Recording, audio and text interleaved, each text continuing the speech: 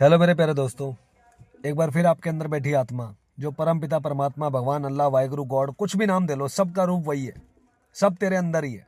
उसको मेरा बारंबार नमस्कार और लख लख शुक्राना उस परमात्मा का, उस वाहिगुरु गॉड जीसस का, उस अल्लाह का जिसने मुझे जीवन दान दिया, मेरे अंदर श्वास दी और आज मैं बोल पा रहा हूँ और आप सुन पा रहे हैं, उसके लिए भी शुक्र।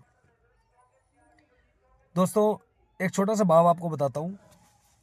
एक्चुअली जो अभी हम जीवन जो जी रहे हैं ना, ये जो जीवन हमारा चल रहा है, लाइफ जिसको हम बोलते हैं लाइफ, ये जो है एक तरह से एक ना, आप लोग लगभग ट्रेन्स में बैठे होंगे, ट्रेन्स की जर्नी करी होंगी। तो जब हम ट्रेन्स की जर्नी करते हैं तो कोई कोई रास्ते में कोई ऐसा मुसाफिर हमें मिल जाता है जिससे हम अपने जब बातचीत शुरू करते हैं तो हमारी वाइब्स मैच हो जाती हैं। हमारा एक इंटरनली एक हार्ट का रिश्ता बन जाता है, एक आत्मिक रिश्ता बन जाता है, क्योंकि वो हमारे सोच से मेल खाता है।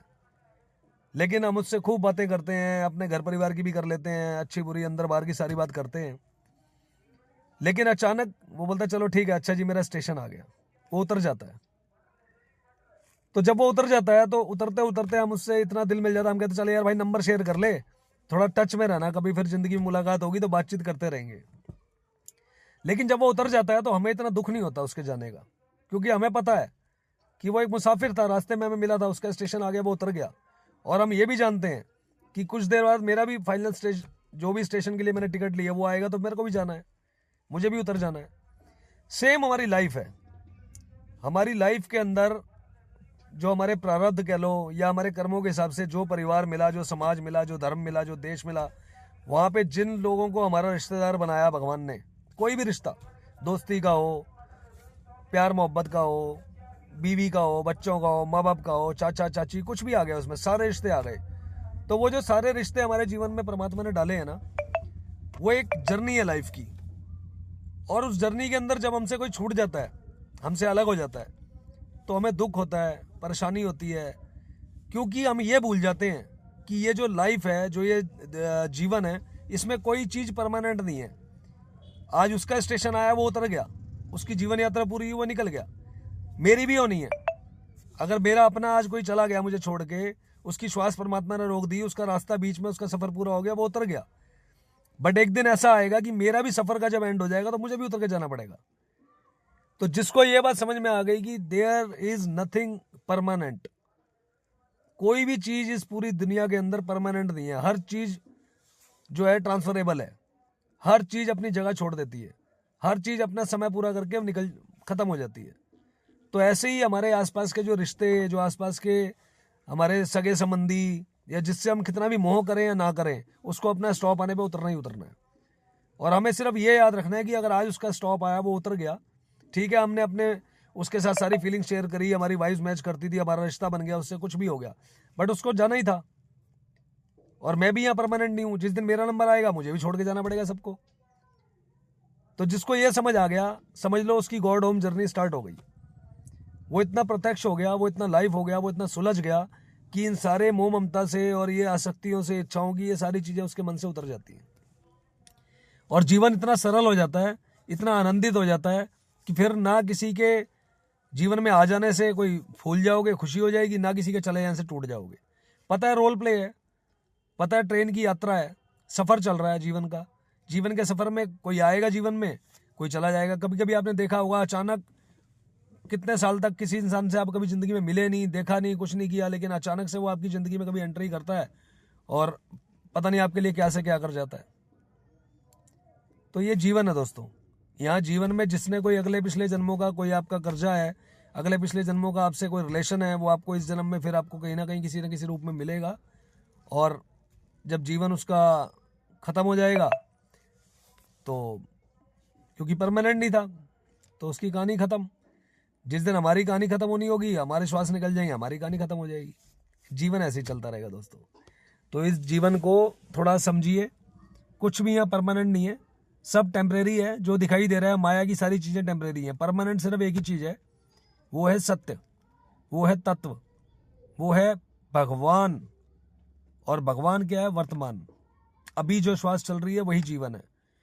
फ़ोन कटने के बाद, वीडियो बंद होने के बाद मेरे साथ क्या होता है, या मेरा वीडियो देखने के बाद और किसी के साथ क्या होता है इस दुनिया में, भाई वो तो ऊपर वाला जानता है और वही सत्य है बस। इसीलिए परमात्मा ने सब कुछ दिया इंसान को, बुद्धि भी दे दी, विवेक दिया, सब कुछ बोलने चालने के लिए जुबान दे दी, खाना पचाने के लिए सारे मतलब सब कुछ सिस्टम पूरा कर दिया।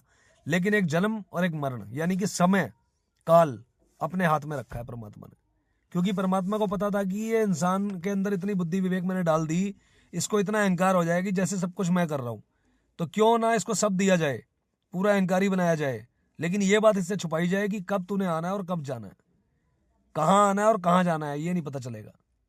तो दोस्तों इस सत्य को आप समझिए, और अगर इस सत्य को आप समझ गए, जान गए, और ये आपने मान लिया कि यहाँ कुछ चीज परमानेंट नहीं है, तो आपका जीवन बिल्कुल सुगम हो जाएगा, सरल हो जाएगा, आनंदित हो जाएगा, और परम शांति आपके जीवन में रहेगी।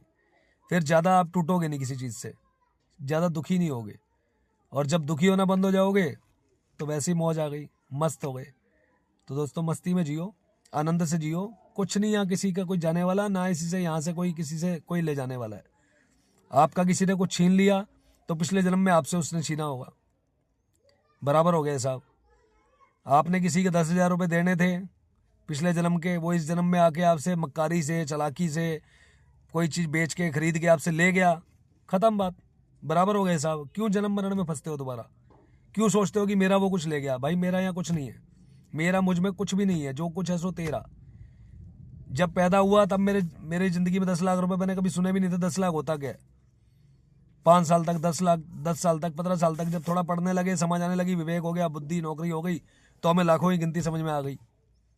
बट सब कुछ यहीं पे आके हमें समझ में आया, और जिस दिन यहाँ से चले जाएंगे यहीं अपनी समझ, अपनी बुद्धि, अपना अहंकार, मेरा सब यहीं छूट जाएगा। तो इसलिए दोस्तों एंजॉय से जियो, ज़्यादा मैं मेरा के अंदर उलझ के अपना जीवन जो है अननेसेसरी का आप कॉम्प्लिकेटेड बना रहे हो। हर चीज़ें अपने नाम से, अपने शरीर से जोड़ के आप खुद अपने शरीर को ही कष्ट दे रहे हो, अपनी आत्मा को कष्ट दे रहे हो, अपने शरीर में बीमारियां पैदा कर रहे हो।